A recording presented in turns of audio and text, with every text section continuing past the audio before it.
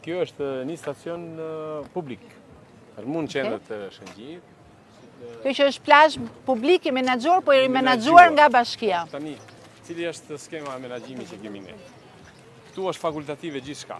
Normal këtë çadra janë gati nëse një pushues don që të marr shëzllohën e shërbim, ne afrojmë shëzllohën këtë një pagesë që është 4.000 lekë vjetra. Bashkia Lezhë me kompaninë publike është qendra plazh që ka krijuar në bazë rregullore së që ne kemi bërë, mu këtu në zemër të Shëngjinit ka plazhin publik. Si që shikoni është një hapësirë e mjaftueshme, e madhe, ka dhe të tjera si kjo, sigurisht nuk t'i ha plazhet publike pa merak. Është garantuar gjithmonë. Por është shumë e rëndësishme dhe dua që t'ju tregojmë gjithëve se si e ka organizuar Bashkia Lezhë me stafin e vet, ka bër investimin me çadrat rinë të mbyllura, këtu është stafi i bashkisë të cilët nëse pushuesit duan, mund t'ju ofroj me çmimin e publikuar në tabel 400 lekë të reja. Dhe pagesa është me kasë fiskale. Dhe pagesa është me kasë fiskale. Pra askush nuk mund të hyjë këtu nëse nuk merr faturën të prerë nga. Nëse do të ri rehat me çadrën e vet, mund të vazhdoj, por përndryshe është një konkurrencë shumë e bukur edhe ndershme që i bëhet plazheve. Dhe me që po flasim për plazhet private, do t'jenë kontrollet shumë të repta si për zaptimin, por ashtu dhe për respektimin. Bashkia e ofron me kasë fiskale shërbimin e çadrave, Bashkia Lezhë.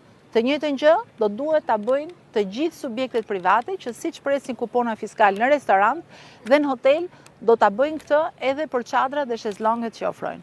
Sepse jemi absolutisht në mbështetje të biznesit privat që të shtojë të ardhurat, të shtojë ekonominë, por po kështu duhet shlyejmë dhe detyrimet ndaj shtetit që të mos kemi ekonomi informale. Ajo që është e rëndësishme të themi është që me rregulloren e re praktikisht jo vetëm kemi shtuar sipërfaqen e detyrueshme të plazheve, 30% plus 300 metra në çdo 1 kilometër.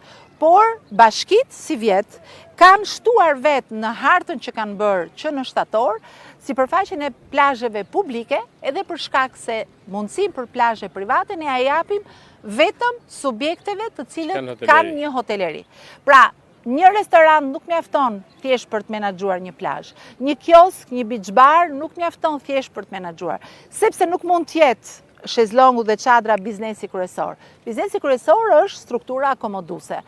Kemi nevojë për kapacitete shtretësh. Dhe plazhi është një shtesë që i shtohet hotelerisë. Pjesën tjetër të plazheve, dhe ne kemi shkuar në llogarinë që bëjmë tani, 50% të plazheve i kemi publike, në shumë nga bashkitë, unë për shembull në bashkinë Shkodër shkon edhe mbi 60%, sepse edhe në ato raste 83% shkon bosh në Lezhë, nga Talja deri këtu. Nga Talja deri në Shëngjin 83%. Këtu është zona më ngarkuar se me hoteleri. Këtu është përqendrimi i hotelerisë dhe ka më shumë ngarkesë.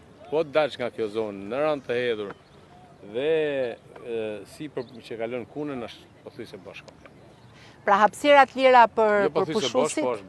Hapësirat lira për pushuesit ka plot dhe nga vit në vit ne përmirësojmë dhe shërbimin publik që është qoftë nga bashkia qoftë nga Agjencia Kombëtare e Bregdetit, me të cilën kemi dyfishuar forcat për të bërë pastrimin e vijës së plazheve në të gjithë Bregdetin, me përjashtim të Bashkisë Lezhë, e cila ka thënë unë ja dal vetë, ta pastroj dhe ta mbaj pastër 24 orë. Si gjithmonë.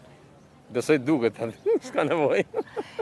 Duhet ta themi këtë, Bashkia Lezhë është e vetmja që nuk ka kërkuar mbështetjen e Agjencisë Kombëtare të Bregdetit për të mbajtur pastër plazhet e veta. Do ta vërtetojmë dhe do ta verifikojmë gjatë gjithë këtij viti se shtimi i sipërfaqeve publike shton përgjegjësi dhe detyrimin për ne. Lezhë Invest ka marrë punonjës sezonal me fitimet që krijon prej këtu për të mbajtur në kontroll situatën. Tu kemi policinë e shtetit dhe policinë bashkiake. Janë strukturat e... Edhe policia kufitare. Jemi në fillim sezonit, po që ka filluar shumë e herët se çdo vit tjetër, komandant. Edhe në policia shtetit, në përditshmërinë e saj, ka garantimi të rëndë të qetësisë publike dhe mbarojtjen e qarkullimit rrugor, pasi ka i plotësuar të turistëve dhe pushuesve.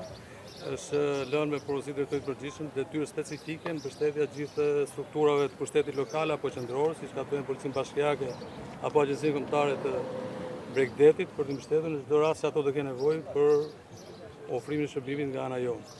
Kështu që gjithë policia është angazhuar maksimalisht, të gjitha strukturat e policisë shtetit janë angazhuar maksimalisht për një mbarvajtje sa më të mirë të gjithë. Ne do kemi nevojë për mbështetjen tuaj, sidomos në dy aspekte.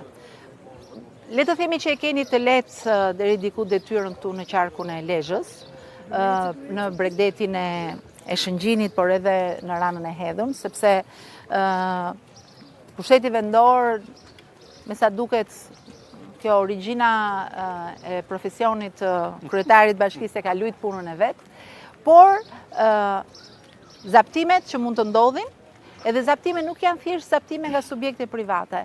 Nganjëherë na ndodh që edhe, unë e di që s'ndodh në Lezhë, po përfitoj nga ky moment që ta them, që edhe banorë, të cilët kanë shtëpit, ngulin çadrat në qershor dhe i shkulin në shtator.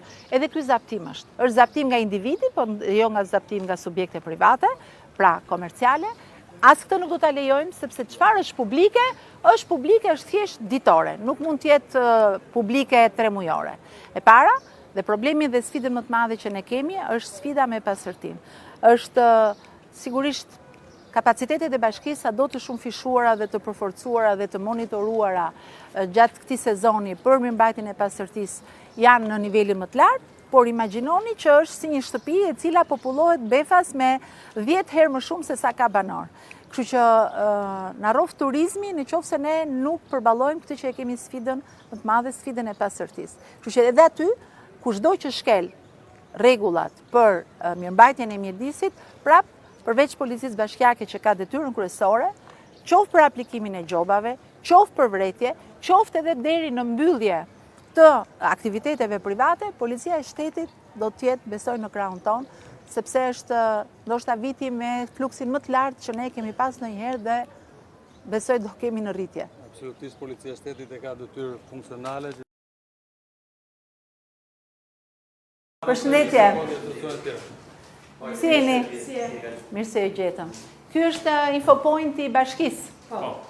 Vinë njerëz? Kërkojnë informacion? Shumica vinë tuj. Okej. Gjithashtu edhe turista nga Kosova, imigrant. Edhe kërkojmë edhe interesante për me vizitu në qytetin e Shëngjinit. Ose hotele, ose restorante ku mund të... Sigurisht që po edhe të tradicionale. Gjithashtu edhe për pjesën e historisë, që goxha turista kërkojnë për pjesa e historisë të Lezhës pak a shumë, edhe për pjesën, siç e tha kolegja, pjesa e turizmit është pjesa më e rëndësishme. Normal. Tani kemi nxjerrë një gujë të re përveç tjerave.